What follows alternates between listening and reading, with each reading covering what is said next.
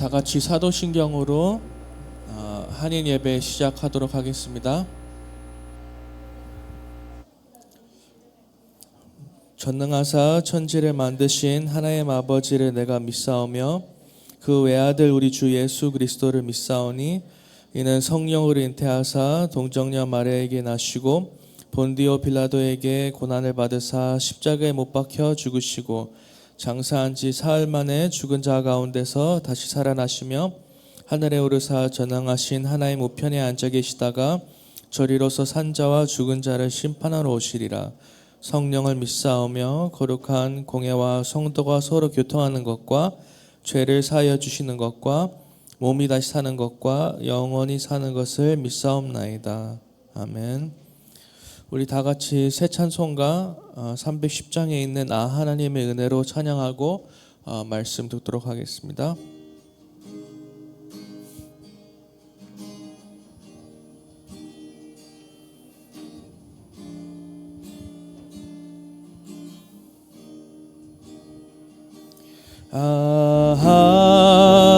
하나님의 은혜로 있을 데 없는 자 왜 구속하여 주는지 난 알 수 없도다.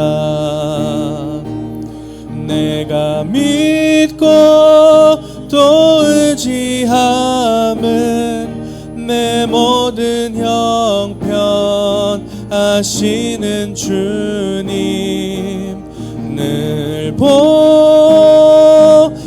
주실 것을 나는 확실히 아네. 왜 내게 굳센 믿음과 또 복음 주셔서 내 마음이 항상 편한지 난 알 수 없도다. 내가 믿고 또 의지함은 내 모든 형편 아시는 주님 늘 보해 주실 것을 나는 확실히 아네. 왜 내게 성령 주셔서 내 마음 감동해 주 예수 믿게 하는지 난 알 수 없도다. 내가 믿고 또 의지함은 내 모든 형편 아시는 주님 늘 보해 주실 것을 나는 확실히 아네. 주 언제 강림하실지 혹 밤에 혹 낮에 또 주님 만날 그것도 난 알 수 없도다. 내가 믿고 또 의지함은 내 모든 형편 아시는 주님 늘 보해 주실 것을 나는 확실히 아네. 아멘. 우리 다 같이 예배를 놓고 또 말씀을 대언해 주실 김현 목사님을 놓고 기도드리는 시간 갖도록 하겠습니다. 다 같이 기도드리겠습니다.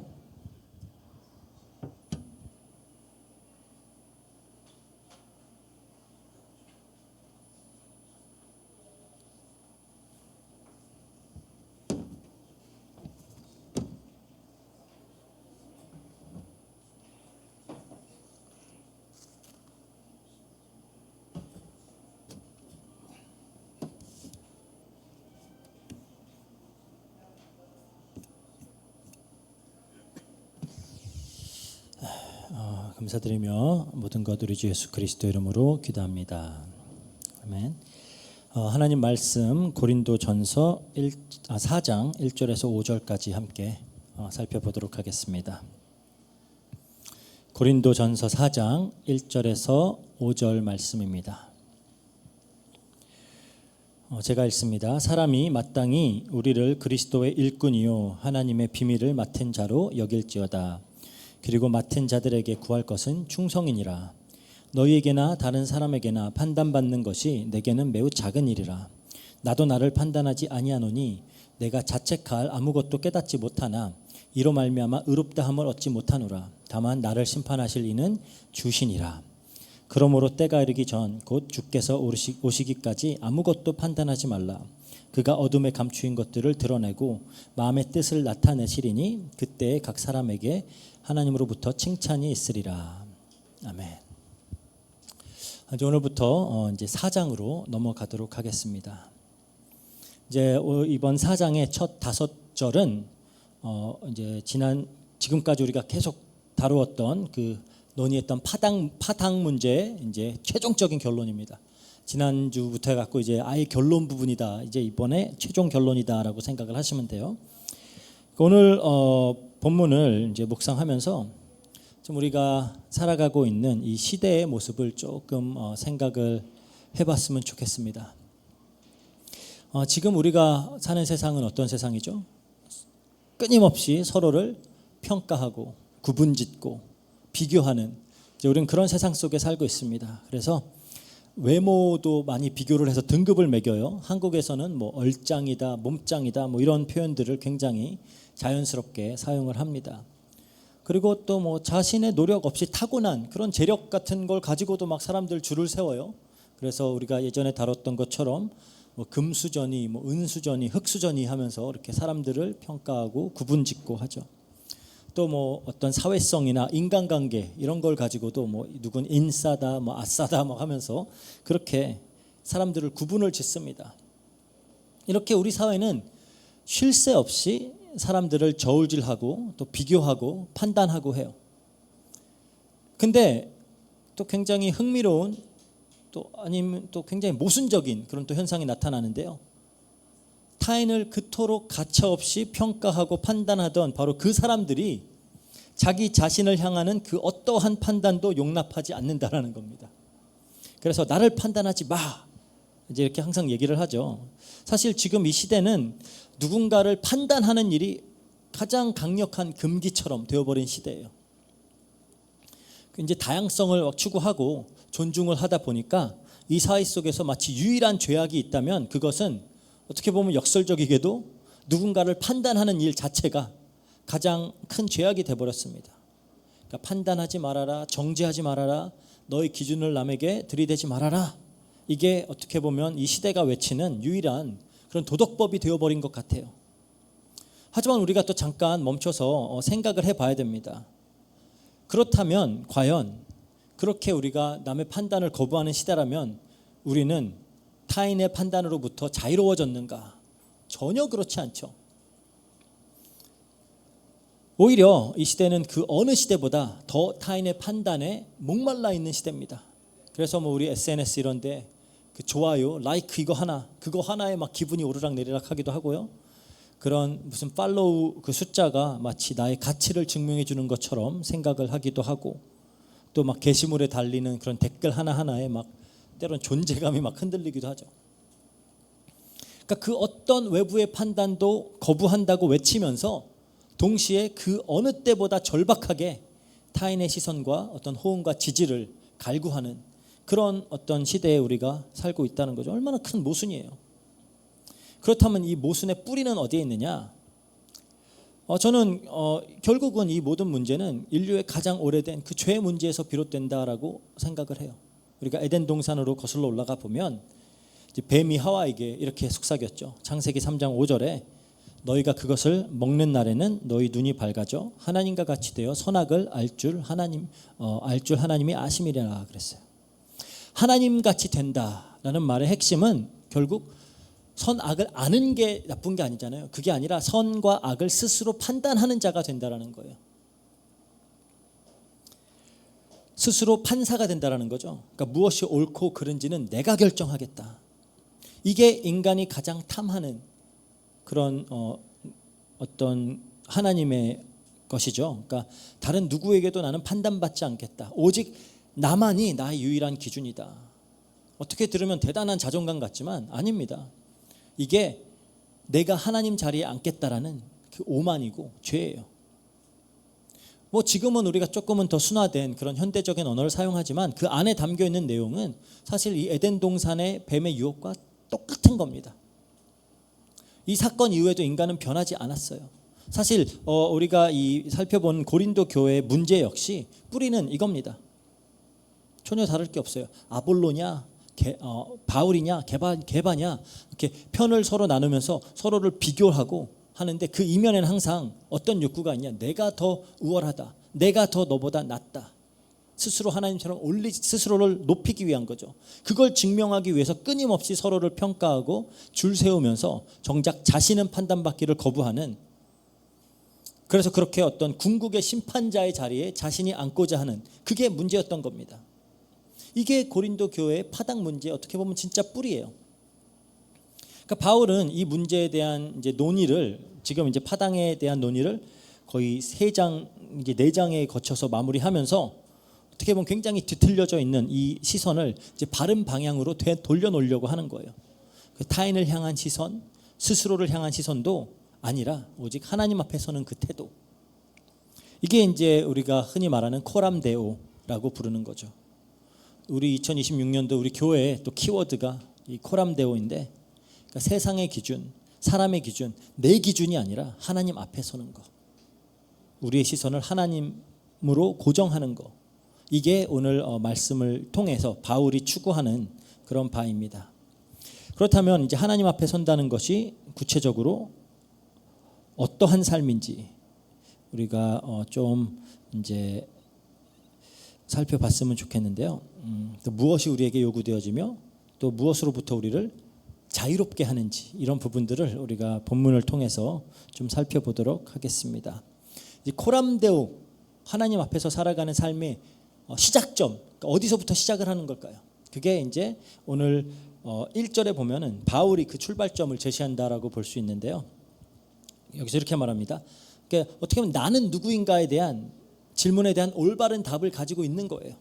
바른 자의식, 그렇죠?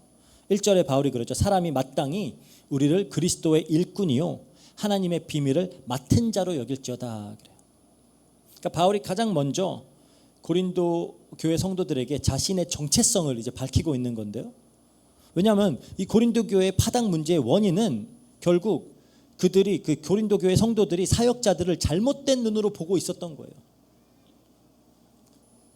그러니까 고린도 교인들이 바울을 그리고 다른 사역자들을 당시에 고린도라는 도시의 기준으로 판단을 하고 있었던 겁니다. 그러니까 고린도 교회는 물론 지중해 지역의 최고 무역 도시인 동시에 또 굉장히 어떤 뛰어난 웅병가들과 철학자들이 막 질비했던 그런 도시예요. 그러니까 사람들이 자신은 어떤 철학자를 따르는지, 어떤 유명한 교사들을 후원하고 있는지, 그거에 따라서 자신의 어떤 사회적인 지위가 결정되고 그걸 가지고 과시하고 했던 그런 문화입니다. 그 문화가 고스란히 이제 교회 안으로 흘러 들어온 거예요. 그래서 이제 그들이 나름대로 소비하던 그런 철학가들의, 그리고 철학가들과 웅병가들을 판단하는 그런 나름의 기준들을 가지고 바울과 아볼로 막 선택하고 판단하고 하고 있었던 겁니다. 그런데 바울은 이제 이러한 태도에 딱 정면으로 맞서서 뭐라고 하냐, 우리를 이렇게 여겨라 라고 딱 사역자에 대한 새로운 정의를 내리고 있는 거예요. 두 단어로 딱 요약이 되는데요. 첫 번째가 일꾼입니다. 일꾼. 근데 여기서 사용된 헬라어 단어가 재밌어요. 3장에서는 우리가 이제 또 일꾼 할 때 식탁 곁에서 이렇게 음식을 나르는 하인이라는 이제 디아코노스라고 하는 단어를 사용을 했었죠. 그게 이제 지금 말하는 집사의 어떤 원어 단어예요. 이번에는 근데 그 단어를 쓰지 않고 휘페레테스라고 하는 단어를 써요. 그러니까 다른 종이라는 단어들이 있습니다. 뭐 듀로스라고 하는 단어도 있고요. 그런데 그걸로 쓰지 않고 어떤 분명한 의도를 가지고 이 휘페레테스라는 단어를 사용을 해요. 이 단어가 뭐냐? 그 고대에 그 우리 갤리선이라 그러죠. 그 전쟁에 사용되는 그 노 젓는 배, 그 맨 아래 칸에서 노를 젓는 그 가장 하급 선원, 그게 휘페레테스예요. 그걸 가리키는 말입니다. 그러니까 배 밑바닥에 있는 그 노꾼, 그 사람들은 자기네 어디로 가는지 몰라요. 이렇게 갑판에 나와가지고 막 풍경을 감상하고 그럴 권리 없습니다. 배의 항로를 결정할 권한도 없어요. 그냥 그들에게 중요한 건 딱 하나입니다. 북치면서 박자 맞추는 그 선장, 그 신호만 딱 보고 있는 거예요. 그러니까 바울이 이렇게 말하는 겁니다. 나 바울도 뭐 아볼로도 게바도 다 영웅들이 아니다. 우리는 그저 배 밑바닥에서 그리스도의 명령에 따라서 노를 젓는 그 이름 없는 노예들일 뿐이다 라는 거예요. 이게 사역자의 첫 번째 정체성이라는 겁니다. 그러니까 어떤 무대 위에서 청중에 박수를 받는 그런 주인공들이 아니라 주님의 박자에 맞춰서 묵묵하게 노를 젓는 자들이라는 거예요. 가라는 대로 가고 빨리 가라면 빨리 가고 천천히 가라면 천천히 짓고 그거 하는 거예요. 그래서 우리 개혁주의 전통에서는 항상 이거를 이제 humility of the minister라고 하는데 사역자의 비하라 그래요. 사역자들을 굉장히 어떻게 보면 겸손한 자리에 놓는 거죠. 이걸 굉장히 강조합니다. 그러니까 뭐 목사가 막 왕처럼 군림하고 이런 거는 저희 전통과는 전혀 맞지가 않아요. 그래서 사역자들은 그리스도의 영광을 가로채는 자들이 아니라 그 영광 아래 철저하게 가려져야 되는 존재다라는 거예요. 그러니까 바울이 이렇게 말하죠. 갈라디아서 1장 10절에 보면 이제 내가 사람들에게 좋게 하랴, 하나님을 좋게 하랴, 사람들에게 기쁨을 구하랴, 내가 지금까지 사람들의 기쁨을 구하였다면 그리스도의 종이 아니니라 그래요. 그래서 이제 첫 번째 단어가 이 일꾼 휘페르테스라는 단어고요. 그리고 두 번째 이제 맡은 자라고 하는데 이거는 오이코노모스라고 하는 단어예요. 이게 청지기라는 뜻을 가진 단어입니다. 청지기. 그러니까 당시에 청지기라는 것은 어떤 굉장히 좀 부유한 큰 어떤 가문이나 귀족 집안의 그런 모든 재산 그리고 살림을 위임받아서 관리하는 사람이에요. 관리하는 사람. 근데 청지기의 특징은 뭐냐? 엄청난 권한과 책임은 가지고 있으되 소유권은 없어요. 관리하는 모든 것이 다 주인의 것입니다. 그러니까 예수님도 어떤 청지기 이미지를 자주 사용을 하셨죠. 누가복음 12장 42절에 보면은 이렇게 말해요. 주께서 이르시되 지혜 있고 진실한 청지기가 되어 주인에게 그 집 종들을 맡아 때를 따라 양식을 나눠줄 자가 누구냐. 그러니까 청지기는 뭐 하는 사람이냐? 주인이 맡긴 것을 주님의 뜻대로 나눠주는 자입니다. 그러니까 자기 맘대로 사용하는 사람이 아니라는 거예요. 그렇다면 바울에게 맡겨진 것이 뭐냐? 오늘 본문에 보니까 하나님의 비밀이 맡겨졌다 그러죠. 하나님의 비밀을 맡았다 그러는데 바울은 종종 이제 예수 그리스도의 복음을 하나님의 비밀이라는 단어로 이제 묘사를 합니다. 왜냐? 인간의 지혜로 절대 찾을 수 없기 때문이에요. 지금까지 우리가 여러 번 다뤘죠. 오직 성령님의 계시로만 드러나고 알 수 있는 것이기 때문에 이걸 하나님의 비밀이라고 합니다. 그래서 바울에게는 굉장히 뚜렷한 어떤 자기의식, 자의식이 있었어요. 에베소서 3장 8절에 보면 그러죠. 모든 성도 중에 지극히 작은 자보다 더 작은 나에게 이 은혜를 주신 것은 측량할 수 없는 그리스도의 풍성함을 이방인에게 전하게 하시고, 그러니까 자기는 아주 작은 자이고 내가 해야 될 일은 이 측량할 수 없는 풍성함을 이방인에게 전하는 자다. 뚜렷하게 알고 있었어요. 복음을 위탁받았다라는 거죠. 그래서 복음도 교회도 교인들 영혼들도 다 자기 게 아니라는 거예요. 참 주인이신 하나님 것을 잠시 맡아서 관리하고 있는 사람이다라는 거죠. 그러니까 이 두 단어를 보면 바울이 얼마나 이 고린도 교인들의 생각을 그냥 근본적으로 뒤집어 버리고 있는지를 우리가 볼 수가 있는 겁니다. 그래서 이제 고린도 교인들은 바울을 어떤 자신들이 비교하고 평가하고 그래서 선택하는 그런 대상으로 봤던 거예요. 근데 바울이 말하는 겁니다. 우리는 그리스도께 속한 자야. 우리를 보내신 분도 그리스도고 우리에게 명령하시는 분도 그리스도고 우리를 평가하시는 분도 그리스도야 라고 하는 겁니다. 그러니까 사역자의 주인은 교인이 아니라는 겁니다. 이게 왜 중요하냐? 주인이 누구냐에 따라서 어떤 섬기는 방향이 완전히 달라질 수밖에 없기 때문이에요. 만약 교인들이 주인이 된다, 그러면 이 설교는 어떻게 되죠? 성경의 진리를 선포하는 것이 아니라 이제 교인들이 듣고 싶어하는 말을 해줘야 돼요. 사역의 기준이 하나님 말씀이 아니라 사람들의 반응이 되는 겁니다. 그러니까 마치 SNS에 좋아요를 갈구하는 그런 어떤 사람과 별반 다를 것 없이 어떻게 하면은 우리 교인들이 나를 더 좋아하고 내 말씀에 더 호응하게 만들까? 그게 되는 거예요. 하지만 그리스도가 주인이라면 이제 이야기가 달라지는 거죠. 이제 시선도 달라지고요, 기준도 달라지고 방향도 달라져요. 이게 코람데오의 시작이라는 겁니다. 그리고 이 말씀이 사역자들만을 향하는 게 아니에요, 사실. 우리가 제가 여러분들께 다 물어볼게요. 지금 나는 나를 누구라고 생각하느냐라는 거죠. 그러니까 고린도 교회 교인들은 사실 사역자를 잘못 보기에 앞서서 먼저 자기 자신을 잘못 보고 있었어요. 스스로를 교회 주인이라고 여기고, 그러니까 소비자의 마인드로 자기 취향에 맞는 그런 사역자들을 자기 마음대로 선택할 수 있다라고 생각을 했던 거예요. 그러니까 여기서 이제 혼란이 시작이 되는 겁니다. 근데 과연 사역자들만 노꾼이고 청직이냐? 아니죠. 우리 모두가 다 노꾼이고 청직입니다. 우리 고린도전서 6장 19절 20절에 보면 이렇게 얘기해요. 이제 우리 몸은 하나님께로 받은 바 됐다. 성전인 줄 알지 못하느냐 하면서 너희는 너희 자신의 것이 아니라 값으로 산 것이 되었으니 그런즉 너희 몸으로 하나님께 영광을 돌리라 그래요. 그러니까 내 시간도 내 재능도 나의 관계도 내 삶 전체가 다 사실은 참 주인이신 하나님이 우리에게 잠시 맡긴 것이다라는 거예요. 그러니까 우리 지난주에도 다루었죠. 나는 그리스도의 것이다. 그 고백에서부터 어떤 코람데오, 하나님 앞에 서는 삶은 시작이 되는 겁니다. 그러면 이제 그리스도의 노꾼이고 또 하나님의 청지기에게 요구되어지는 가장 중요한 덕목이 뭐냐? 그건 사역자들뿐만 아니라 모든 성도들 마찬가지입니다. 딱 한 단어로 답을 해요. 2절에 그리고 맡은 자들에게 구할 것은 충성이니라. 충성. 능력이 아니라 어떤 탁월한 인격이나 어떤 카리스마 이런 게 아닙니다. 오직 충성이에요.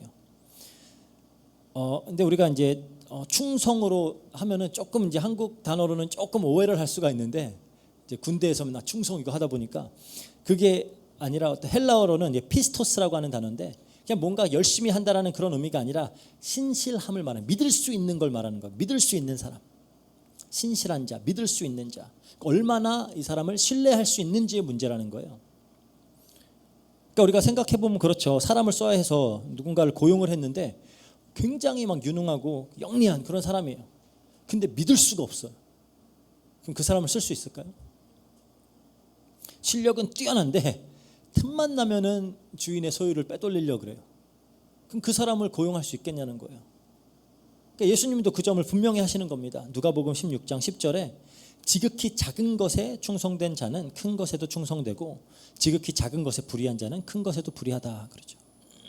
그러니까 크고 화려한 일들을 해내는 게 중요한 게 아니라 믿을 수 있는 사람, 맡겨진 자리에서 묵묵하게 신실함을 지켜내는 자, 이게 청지기에게 요구되어지는 덕목이라는 겁니다. 그러니까 이 기준은 그 고린도 교회가 사역자들을 평가하던 기준과 정면으로 충돌할 수밖에 없어요. 그들은 이 사람의 설교가 얼마나 화려한지, 얼마나 논리가 탁월한지, 얼마나 언변이 뛰어난지, 매력적인지 이런 걸 기준으로 계속 판단하고 있는데 하나님 기준은 다르다라는 거예요. 너는 내가 맡긴 복음을 얼마나 신실하게 지켜냈느냐, 그거예요. 혹시 사람들의 눈치를 보면서 복음을 희석시키거나 타협했다면, 그리고 혹은 주인이 보내지 않은 곳에서 맡기지 않은 메시지를 전했다면 그건 신실하지 못한 거죠. 그러니까 이 기준 앞에서 우리가 그토록 중요하게 여기던 어떤 성과나 숫자나 평판 이런 것들은 다 그냥 초라해지는 겁니다. 근데 여기서 또 중요한 질문이 하나 또 생겨요. 그러면은 그 충성은 누가 평가하냐라는 거예요. 3절에서 4절에 이렇게 바울이 이제 답을 합니다. 이 질문에 너희에게나 다른 사람에게나 판단받는 것이 내게는 심히 작은 일이라. 나도 나를 판단하지 아니하노니 내가 자책할 아무것도 깨닫지 못하나 그러나 이는 이로 말미암아 의롭다함을 얻지 못하노라. 다만 나를 판단하시는 이는 주시니라. 그러니까 이제 두 가지 종류의 판단을 지금 거부하고 있는 겁니다. 첫 번째는 타인의 판단이에요. 너희에게나 다른 사람에게나 판단받는 것이 내겐 심히 작은 일이다. 이래요. 그러니까 고린도 교인들은 바울을 자신들의 어떤 평가 기준으로 이렇게 판단하고 있었는데, 그러니까 바울은 설교는 아볼로만 못해. 바울은 베드로만큼의 권위는 없어. 막 이러고 있었는데 이러한 평가들이 막 쏟아지는 상황에서 바울은 뭐라고 하냐? 그런 평가들이 나에겐 심히 작은 일이다. 그러니까 오해하면 안 됩니다. 이게 바울이 교만해가지고 사람들 말을 무시한다라는 뜻이 아니에요. 그게 아니라 사람의 판단에는 최종 권위가 없다라는 사실을 인정하는 겁니다. 그러니까 고린도 교인들의 평가가 바울의 사역의 기준이 될 수 없다라는 거예요. 바울을 보내신 분은 하나님이지 고린도 교인들이 보낸 게 아니잖아요. 이건 우리에게도 그대로 적용이 되는 겁니다. 우리가 얼마나 자주 타인들의 어떤 판단과 시선에 신경을 쓰면서 살아갑니까? 그렇죠? 누군가의 한마디에 막 며칠을 괴로워하기도 하고 기뻐하기도 하고요. 나도 모르는 사이에 어떤 내 존재의 가치가 그런 타인의 반응이나 평가에 의해서 이렇게 결정되는 거.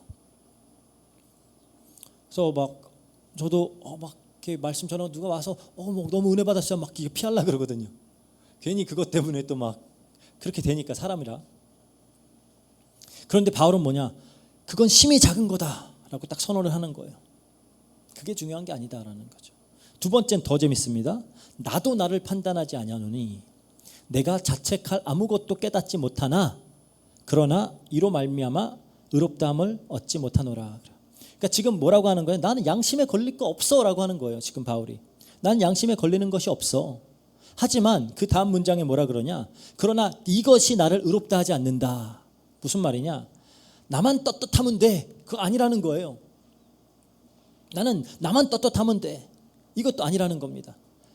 근데 굉장히 많은 사람들이 이런 태도로 이제 살아가죠. 누가 뭐라고 하든 난 나만 떳떳하면 되지 뭐. 근데 바울은 지금 뭐라고 하는 거냐? 인간의 자의식 이거는 언제든지 틀릴 수 있다라는 거예요. 그거 인정하는 겁니다. 왜냐하면 인간은 정말 놀라울 정도로 쉽게 그리고 자주 자기 자신을 합리화합니다. 그리고 아주 교묘하게 자기 자신을 속여요. 그리고 정말로 자기 자신의 속임수를 자기가 믿어요.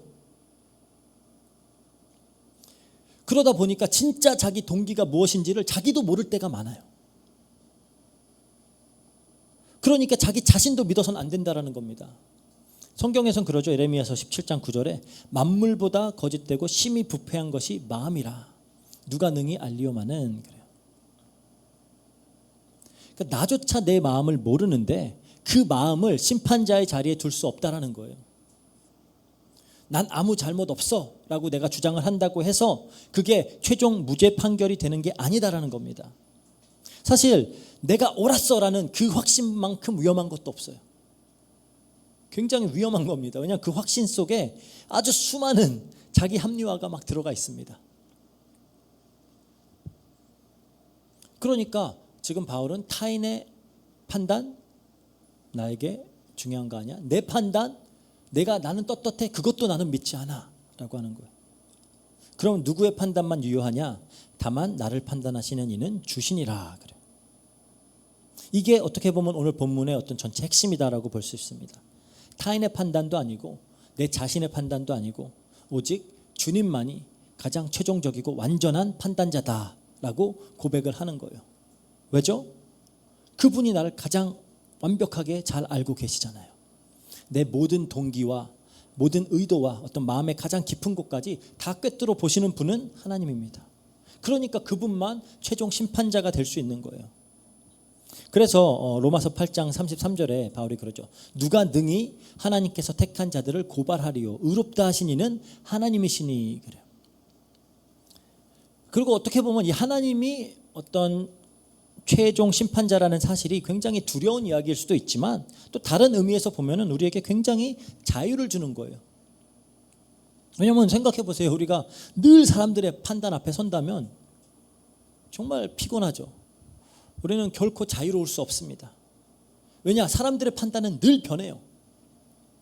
오늘 칭찬하다가 내일은 비난할 수 있어요.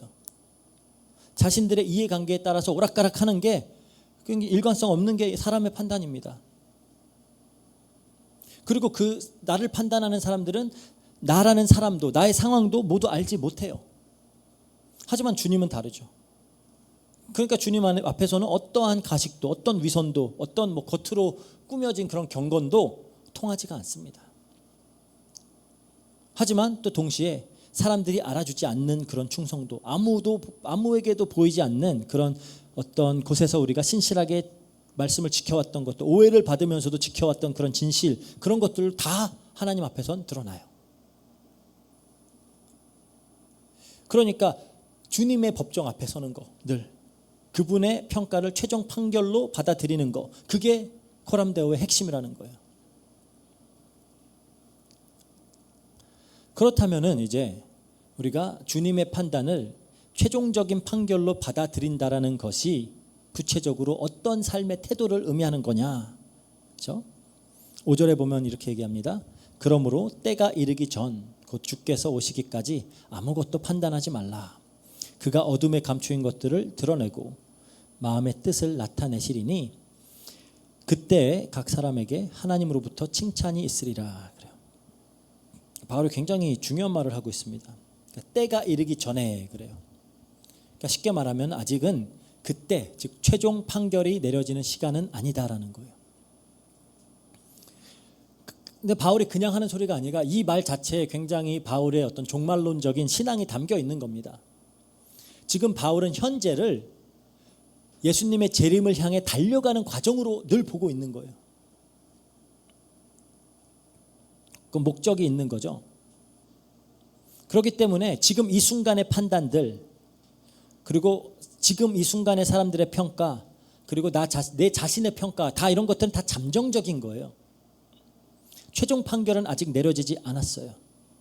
사실 우리가 사람의 판단에 그토록 목을 매는 이유는 지금 당장 인정받고 싶어서요. 지금 당장 억울함을 풀고 싶고 지금 당장 내가 옳다라는 것을 증명하고 싶고 지금 당장 내 수고가 가치 있다라는 것을 확인하고 싶어서 그러는 겁니다. 그러니까 우리는 지금 당장을 근거로 우리는 심지어 하나님마저 판단하려고 그래요. 하나님 나한테 어떻게 이럴 수가 있어요. 그런 소리 많이 하잖아요. 저는 이상하게 제가 어디 주차장만 가면 주차 자리가 없어요.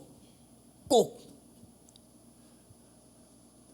항상 좀 이렇게 불운한 어떤 운은 굉장히 안 따르는 스타일이기 때문에 다행히 저희 사모는 운이 많이 따르는 스타일이라 같이 다니다 보면 그 부분이 조금 상쇄가 되는 것 같아요. 근데 그러니까 왜 맨날 꼬일래 어떻게 이렇게 꼬일 수가 없는데 왜 나는 항상 이렇게 꼬이지? 그런 일들이 있잖아요. 그러다 보니까 우리가 원망도 하게 되고 불평도 하게 되고. 근데 하나님의 일들을 판단할 때 그러니까 그런 사람들 많죠. 어떻게 하나님이 이러실 수가 있어? 하나님은 어떤 영원이라는 시간표 안에서 하나님의 일들을 해 나가시고 계시기 때문에 하나님이 하시는 일은 영원에서 평가될 일이에요. 지금 당장 우리가 이렇다 저렇다 할 수 있는 일이 아니에요. 근데 우리는 하나님마저 판단하려고 들죠. 그런데 바울이 지금 담담하게 무슨 말을 하는 거냐? 때가 있다라는 겁니다. 아직은 그때가 아니다. 그렇다면 그때는 무슨 일이 일어나냐? 첫 번째로 감추인 것들이 다 드러난다 그래요. 그가 어둠에 감추인 것들을 드러내고 마음의 뜻을 나타내시리니 그러죠. 그러니까 주님이 오시는 날, 예수님 다시 오시는 그 날에는 지금까지 숨겨져 있던 모든 것이 다 빛 가운데로 밝혀진다고 다 드러난다라는 겁니다. 그럼 이제 바울이 말하는 어둠에 감추인 것들이 뭐냐? 두 가지 방향으로 이해할 수 있는 거예요. 하나는 우리가 잘 감췄다라고 생각했던 잘 숨겨둔 그런 위선, 우리의 불의들 이런 것들입니다. 겉으로는 경건해 보였지만 실상은 달랐던 거죠. 사람들 앞에서는 신실한 척 했지만 그게 이제 나중에는 다 낱낱이 하나님 앞에 드러난다는 겁니다. 하나님 앞에서는 어떠한 가식도 통하지가 않아요. 히브리서 4장 13절에 그럽니다. 지으신 것이 하나도 그 앞에 나타나지 않음이 없고 우리의 결산을 받으실 이의 눈앞에 만물이 벌거벗은 것 같이 드러나니라 그래요. 어떤 의미에서는 굉장히 두렵고 떨리는 말씀이죠. 하지만 이게 반대의 어떤 다른 측면도 있다라는 거예요. 그러니까 사람들이 지금까지 알아주지 않았던 그런 숨겨진 나의 충성과 어떤 신실함, 이런 것들도 그날은 다 드러나요. 알아주는 사람 하나도 없었지만 묵묵하게 그런 지켜왔던, 해왔던 헌신들, 오해를 받으면서까지도 포기하지 않고 붙들었던 그런 진실들, 아무도 모르게 어떤 실천해왔던 이웃을 향한 사랑들, 이런 모든 것들이 다 주님 앞에서 하나도 빠짐없이 다 드러난다라는 거예요. 그러니까 우리는 이제 그 날을 추구하면서 지금을 살아가는 거죠. 그리고 또 다른 게 뭐냐, 마음의 뜻을 나타내신다. 그러니까 우리의 행동뿐만이 아니라 우리의 행동의 동기들까지 다 드러난다라는 겁니다. 사람은 결과만 보잖아요. 결과만. 요즘 이제 그 사회생활 이렇게 하는 사람들은 정말 그 결과, 저희 동생도 막 회사 생활하는 거 보니까 자기도 이렇게 새로 이렇게 직원을 받으면은 뭐 열심히 하겠습니다. 열심히 하지 말라 그런데, 잘해, 열심히 하지 마. 그런데 그냥 결과가 중요한 거예요. 그런데 하나님은 그 결과를 만들어내는 마음속 깊은 곳, 거기까지도 다 보신다라는 겁니다. 이게 하나님의 판단과 인간의 판단이 근본적으로 다른 이유예요. 그리고 또 그때는 무슨 일이 있느냐, 그때 각 사람에게 하나님으로부터 칭찬이 있으리라 그래요. 그러니까 최종적으로 이제 심판자가 내리는 가장 어떤 공식적인 그런 인정과 승인이 그때 이제 일어난다라는 겁니다. 그리고 그 칭찬의 출처는 하나님이죠. 사람이 해주는 칭찬 아니고, 세상이 해주는 칭찬 아니고 하나님으로부터 오는 칭찬. 예수님이 항상 이렇게 그 비유하시면서 말씀하시면서 그 하는 칭찬이 있죠. 마태복음 25장 21절에도 나오고 막 여러 군데 나오는데, 잘하였도다 착하고 충성된 종아, 내가 적은 일에 충성하였으면 내가 많은 것을 내게 맡기리니 내 주인의 즐거움에 참여할지어다. 이 칭찬이 어떻게 보면 바울이 평생을 달리면서 붙들었던 그거를 향해서 나아갔던 겁니다. 그러니까 모든 인간의 판단은 심히 작은 일로 여길 수 있었던 거고요. 하나님의 칭찬은 영원하고 변치 않는 것이잖아요. 근데 우리가 여기서 또 놓치지 말아야 될 표현이 있는데, 바울이 그래요. 각 사람에게 하나님으로부터 칭찬이 있을 것이다. 그러니까 이건 사역자들에게만 해당되는 말이 아닙니다. 여기 앉아서 예배드리는 우리 모두에게 해당되는 말이에요. 아무도 알아주지 않아도, 예를 들어 묵묵하게 교회에서 이렇게 청소하시는 분들 있죠. 뭐 손해를 감수하면서도 사업장에서 정직함을 지키는 그런 성도님들도 있고요. 뭐 지치고 힘든 상황에서도 어떤 가정을 딱 지키고 자녀들에게 믿음을 심어주는 그런 성도들도 있고요. 그런 모든 이름 없는 충성들이 다 하나님 앞에 낱낱이 드러나고 칭찬을 받게 된다라는 거예요. 이게 어떻게 보면 바울이 우리에게 전하고자 하는 최종 메시지예요. 다른 사람들을 판단하기 전에, 나는 내 양심 앞에서 떳떳하다고 자기 자신하기 전에, 그날, 즉 주님이 오시는 그날, 모든 것이 드러날 그날, 하나님의 칭찬이 선포되는 그날을 바라보면서 오늘을 살라는 겁니다. 그러면은 이제 어떻게 보면 타인의 판단이나 내 자신의 판단도 어떻게 보면 무게를 좀 잃는 거죠. 오직 주님의 판단만이 어떤 유일한 기준으로 탁 우뚝 서게 되는 겁니다. 그게 코람데오의 삶이라는 거예요. 그러니까 매 순간 그날에 주님 앞에 서면 어떻겠는가, 그거를 물으면서 사는 거예요. 뭐 사람들이 박수를 칠 때도, 뭐 오해와 비난을 받을 때도, 아무도 날 알아주지 않을 때도, 그렇죠? 이 질문 앞에 우리가 서는 겁니다. 그 날에, 마지막 날에 주님 앞에 서면 어떻겠는가. 아무것도 아닌 것 같지만 이 질문을 우리가 계속 하게 되면은 우리의 동기를 바로 잡아주고요, 우리의 방향을 바르게 틀어주고요, 또 우리의 매 걸음을 신실하게 만들어줄 수 있습니다. 바울이 그렇게 살았어요. 빌립보서 3장 14절에 그러죠. 표대를 향하여 그리스도 예수 안에서 하나님의 위에서 부르신 부름의 상을 위하여 달려가노라. 그렇게 살았던 거예요. 이게 어떻게 보면 코람데오의 삶입니다. 사람의 시선이 아니라 하나님의 시선을 의식하면서, 사람의 칭찬이 아니라 하나님의 칭찬을 소망하면서 오늘 하루하루를 살아가는 삶. 그 칭찬을 위해서 오늘 나에게 맡겨진 그 자리에서 신실하게 충성되게 노를 젓고 맡긴 것들을 감당하는 그 삶을 위해 우리는 부르심을 받았다라는 거예요. 그래서 결론을 맺도록 하겠습니다. 그래서 본문의 말씀을 통해서 사도 바울이 전하고자 하는 메시지는 명확해요. 내가 누구인지를 바르게 알면 누구의 판단이 중요한지가 보인다라는 거예요. 그리고 누구의 판단이 중요한지를 알면 어떤 칭찬을 추구하면서 살아야 되는지가 분명해진다라는 겁니다. 그게 간단하게 말하면 코람데오의 삶이에요. 그러니까 코람데오의 삶은 어떤 내가 화려한 영웅으로 드러나는 그런 삶이 아닙니다. 그게 아니라 오직 주님 한 분이면 충분하다. 그 고백을 붙들고 오늘 나에게 맡겨진 그 이름 없는 자리에서 묵묵하게 노를 젓는 어떤 신실한 청지기의 삶.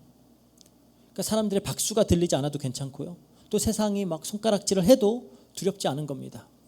왜냐? 우리에겐 반드시 오셔서 어둠에 감추어진 모든 것들을 밝히 드러내실 참 재판장 되시는 예수 그리스도가 계시기 때문이에요. 하지만 또 우리가 여기서 좀 정직하게 우리 스스로에게 또 질문해 봐야 돼요. 과연 그럼 우리는 우리 힘으로 이 코람데오의 삶을 결단하고 하루라도 그렇게 제대로 살 수 있을까? 내가 정말로 타인의 시선에서 완전히 자유로워지고 내 안에 어떤 교묘한 자기 합리화를 항상 십자가에 못 박아버리고 우리가 그렇게 살 수 있느냐? 우리에겐 불가능한 일입니다. 우리의 의지는 너무 약해요. 그리고 우리의 마음은 그 순간순간의 평판이나 뭐 좋아요 숫자 한두 개에 너무 잘 흔들리고 무너져 버려요. 그럼에도 불구하고 우리가 오늘 다시 일어설 수 있는 이유는 나보다 더 신실하게 나를 붙들고 계시는 그 예수님의 충성, 예수님의 신실하심 덕분입니다. 그러니까 우리가 주님의 일꾼이 되기 이전에 먼저 주님이 하나님 아버지의 완벽한 일꾼으로, 완벽한 청지기로의 삶을 사셨어요. 그 아버지의 뜻에 따라서 충성하여서 십자가를 지고 신실하게 골고다를 오르셨고요. 그 주님이 이제 또 완벽한 신실함으로 지금 우리를 붙들고 계시기 때문에 우리가 이 자리에 지금 나와서 예배 드릴 수 있는 겁니다. 하나님이 이렇게 약속하세요. 데살로니가 전서 5장 24절. 너희를 부르신 이는 미쁘시니, 이게 신실하다라는 거예요. 그가 또한 이루시리라. 내가 신실한 게 아니라 나를 부르신 그분이 신실하신 거예요. 미쁘시다, 믿을만하다라는 거죠.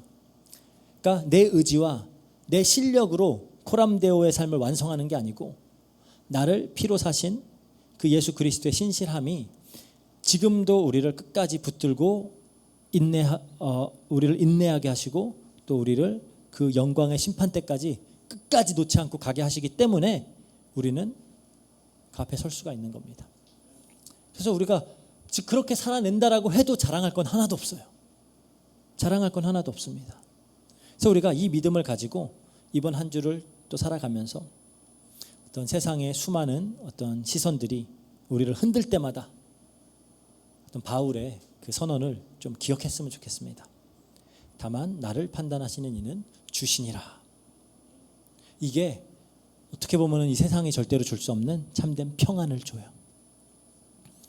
그러니까 잘하였다, 충성된, 착하고 충성된 종아, 그 칭찬을 듣는 날까지 내 힘이 아니라 주님이 주신 신실하심을 가지고 그거에 의지해서 우리는 묵묵하게 또 오늘 하루를 노꾼으로, 청지기로 충성을 다하면서 그렇게 살아가는 우리 모든 로고스 교회 성도님들 되시기를 주의 이름으로 축복합니다. 기도하고 마치겠습니다. 사랑과 은혜가 풍성하신 하나님 감사합니다. 또 하나님 말씀을 통하여 우리가 하나님 앞에서 이 코람도의 삶을 살아간다라는 것이 어떤 것임을 다시 한번 깨닫게 하시니 감사합니다.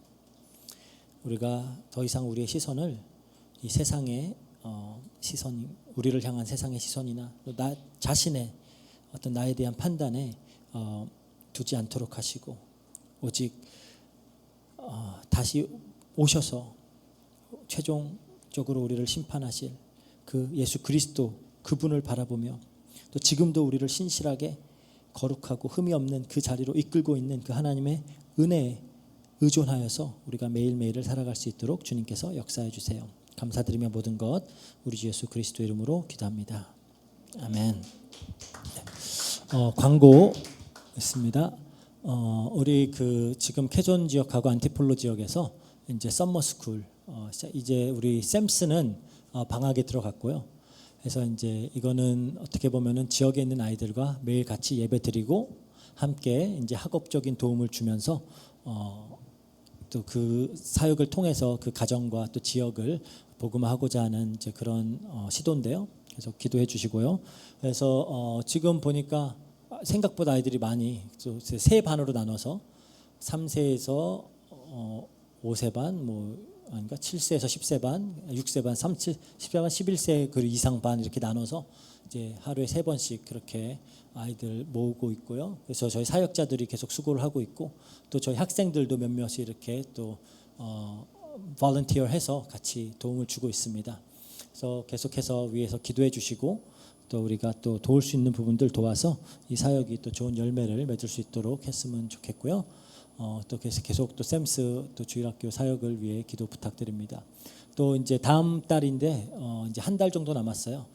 우리 매년 바콜로드에서 목사님들 모셔서 이제 중요한 그런 어떤 신학 컨퍼런스나 그런 집회들에 참석을 했었거든요. 그 전에는 이제 저희가 우리 교인들 다 데리고 가서 이렇게 같이 목회자 훈련도 하고 이렇게 하다가 저보다 훨씬 뛰어나고 훌륭한 교사, 그 선생님들, 신학자들 많이 오셔서 하시는데 차라리 이분들을 모시고 와서 그런데 같이 참여하는 게 더 좋겠다라는 생각을 해서 이제 올해 되면 이제 3년째 또 그렇게 합니다. 한 10분 정도의 목사님들이 이제 오실 예정이고요. 그래서 저희가 비행기표 다 이렇게 하고 저희 센터에 같이 머물면서 이제 모시고 다니면서 그렇게 좀 이제 섬겨서 그분들이 또 은혜 받고 또 그분들이 이렇게 또 신학적으로도 이렇게 좀 더 준비가 되어질 수 있도록 저희가 바콜로드 가서 보니까 그분들이 저희가 모시고 와서 이렇게 훈련 받는 목사님들이 또 바콜로드에 가시면은 또 그런 해안지대 뭐 그런 산악지대로 막 가요. 가갖고 또 그 동네 목사님들 모여놓고 또 자기들이 배운 거 가르치십니다. 그러니까 이게 어떻게 보면 그 지역을 정말로 돕는 좋은 방법이 될 수 있겠다. 그래서 이제 이번에는 Acts 29이라고 하는 컨퍼런스에 이제 그분들이 오시면 같이 참석을 할 텐데요. 같이 또 기도해 주시면서 또 이런 사역들을 통해 또 많은 현지인 교회들과 목회자들을 섬길 수 있도록 기도 부탁드립니다. 네, 이상입니다. 우리 주기도문 하고 예배 마치도록 하겠습니다. 기도하겠습니다. 하늘에 계신 우리 아버지여, 이름이 거룩히 여김을 받으시오며 나라의 마옵시며 뜻이 하늘에서 이룬 것 같이 땅에서 이루어지이다. 오늘날 우리에게 일용할 양식을 주옵시고 우리가 우리에게 죄진 자를 사하여 준 것 같이 우리 죄를 사하여 주옵시고 우리를 시험에 들게 하지 마옵시고 다만 악에서 구하옵소서. 대개 나라와 권세와 영광이 아버지께 영원히 있사옵나이다. 아멘. 예배 마치겠습니다. 11시 반에 이제 우리 본 예배 메인 서비스 시작합니다.